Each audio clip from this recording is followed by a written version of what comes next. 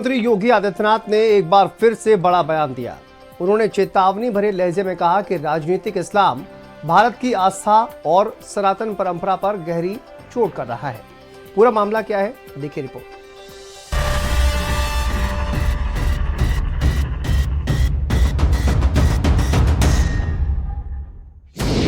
CM Yogi Adityanath की चेतावनी।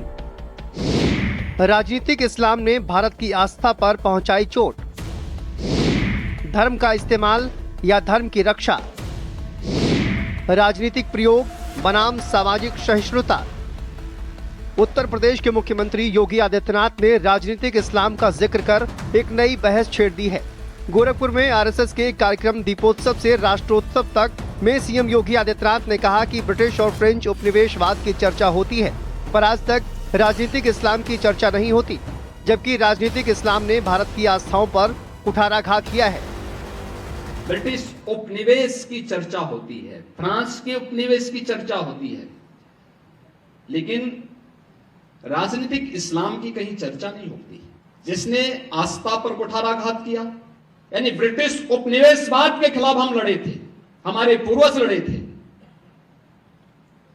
France के उपनिवेशवाद के खिलाफ हमारे पूर्वज लड़े थे, लेकिन राजनीतिक इस्लाम के खिलाफ भी हमारे पूर्वजों ने लड़ाई लड़ी थी। बड़ी बड़ी लड़ाइयां लड़ी थी। छत्रपति शिवाजी महाराज को, गुरु गोविंद सिंह जी महाराज को, महाराणा प्रताप को, महाराणा सांगा को हम इसी बात के लिए स्मरण करते हैं। इसी बात को लेकर के हम उनको राष्ट्र नायक के रूप में सम्मान देते हैं। इतना ही नहीं, सीएम योगी आदित्यनाथ ने कहा कि यह राजनीतिक इस्लाम वही है जो छांगुर के रूप में डेमोग्राफी चेंज कर भारत माता के टुकड़े टुकड़े करना चाहता है, लेकिन आरएसएस समाज को जोड़ने के लिए जो प्रयास कर रहा है वह अभिनंदनीय है। लेकिन ये राजनीतिक इस्लाम वही है जो छांगुर के रूप में डेमोग्राफी को चेंज करके राष्ट्र माता के टुकड़े टुकड़े करने की मंशा के साथ कार्य कर रहा है, और उससे सतर्क रहने के लिए राष्ट्रीय स्वयंसेवक संघ आज समाज को जोड़ने के जिस बड़े अभियान को आगे बढ़ा रहा है, और वह अत्यंत अभिनंदनीय प्रयास है। जो महत्वपूर्ण दायित्व संघ ने पिछले 100 वर्षों के दौरान समाज जीवन के अलग अलग क्षेत्रों में उठाए और समाज को एकजुट करके एक नया परिवर्तन करके दिखाया है। दीपावली पर दीपक और पटाखों के खिलाफ चलाए गए नैरेटिव हों, या फिर शहर शहर आई लव मोहम्मद वाला प्रदर्शन, या फिर छांगुर का डेमोग्राफी बदलने का ख्वाब, इन सभी घटनाओं को राजनीतिक इस्लाम से जोड़कर देखा जा रहा है।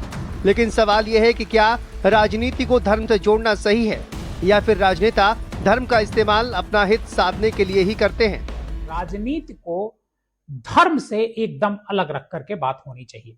धर्म किसी भी व्यक्ति से की आस्था से जुड़ा हुआ है, चाहे वो किसी भी धर्म का हो, हिंदू धर्म का हो, इस्लाम धर्म का हो, सिख धर्म का हो, क्रिश्चियनिटी को मानता हो, किसी भी धर्म को मानता हो, तो धर्म एक अलग बात है। और राजनीति जो है एक तरीके से ये पेशा है, धर्म एक पेशा नहीं है, राजनीति पेशा है। तो धर्म और राजनीति दोनों को अलग अलग नजरिए से देखा जाना चाहिए। वहीं ऑल इंडिया मुस्लिम जमात ने मुख्यमंत्री योगी आदित्यनाथ के बयान का समर्थन किया है। जमात के राष्ट्रीय अध्यक्ष मौलाना शहाबुद्दीन रजवी बरेलवी ने सहमति जताते हुए कहा कि इस्लाम के राजनीतिक नजरिए पर चर्चा जरूर होनी चाहिए, ताकि इस्लाम का सियासी नजरिया और सियासत करने का तरीका स्पष्ट तौर पर लोगों के सामने आए। मुख्यमंत्री योगी आदित्यनाथ जी ने इस्लाम के राजनीतिक पहलू पर चर्चा करने की बात कही। मैं उनकी इस बात का समर्थन करता हूं, और मैं खुद चाहता हूं कि इस्लाम के सियासी पहलू पर बातचीत होना चाहिए, चर्चा होना चाहिए। तो इस पर अगर चर्चा होती है और बड़े पैमाने पर, बड़े मंचों पर इस पे विचार विमर्श किया जाता है, तबादला ख्याल किया जाता है, तो ज़्यादा बेहतर होगा, और इससे इस्लाम की एक नई शक्ल और नई सूरत लोगों की समझ में आएगी। देश में कुछ अराजक तत्वों ने राजनीतिक इस्लाम वाला इकोसिस्टम तैयार कर लिया है। जमीन पर भारत की आस्था पर प्रहार करने वाले और उन्मादी सोच के समर्थक अपना काम कर रहे हैं। इसलिए आज राजनीतिक इस्लाम के संकट को पहचानने और उसके खिलाफ प्रभावी कदम उठाने की जरूरत है। ब्यूरो रिपोर्ट, भारत समाचार।